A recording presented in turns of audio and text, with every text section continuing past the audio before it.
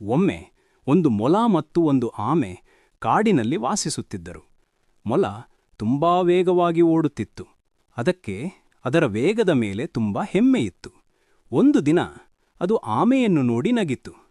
ಅಯ್ಯೋ ಆಮೆ, ನೀನು ಇಷ್ಟು ನಿಧಾನವಾಗಿ ನಡೆಯುತ್ತೀಯಾ? ನಿನ್ನಿಂದ ಯಾರಾದರೂ ಓಟದಲ್ಲಿ ಗೆಲ್ಲಬಹುದು ಅಂತ ನಿನಗೆ ತೋಚುತ್ತದೆಯಾ? ಆಮೆ ಶಾಂತವಾಗಿ ಉತ್ತರಿಸಿತು, ನಾನು ನಿಧಾನವಾದರೂ ನಿಲ್ಲುವುದಿಲ್ಲ.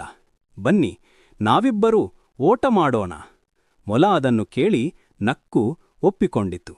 ಅವರು ಒಂದು ಸ್ಥಳವನ್ನು ಆರಂಭದ ಬಿಂದು ಹಾಗೂ ಒಂದು ಸ್ಥಳವನ್ನು ಮುಗಿಯುವ ಬಿಂದು ಎಂದು ನಿಗದಿಪಡಿಸಿದರು. ಓಟ ಆರಂಭವಾಯಿತು.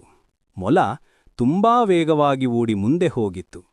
ಆಮೆ ನಿಧಾನವಾಗಿ ಆದರೆ ನಿರಂತರವಾಗಿ ನಡೆಯುತ್ತಾ ಹೋಯಿತು. ಮಧ್ಯದಲ್ಲಿ ಮೊಲ ಯೋಚಿಸಿತು, ಆಮೆ ಇನ್ನೂ ಬಹಳ ಹಿಂದೆ ಇದೆ. ಸ್ವಲ್ಪ ನಿದ್ರೆ ಮಾಡಿದರೂ ನಾನು ಮೊದಲಿಗನೇ ಆಗುತ್ತೇನೆ.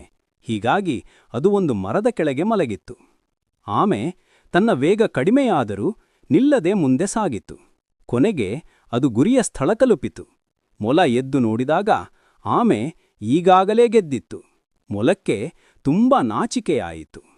ಪಾಠ: ನಿಧಾನವಾದರೂ ನಿರಂತರ ಪ್ರಯತ್ನ ಮಾಡಿದರೆ ಯಶಸ್ಸು ಖಚಿತ. ನಿತ್ಯ ಪ್ರಯತ್ನಮೇ ಜಯದ ಮಾರ್ಗ.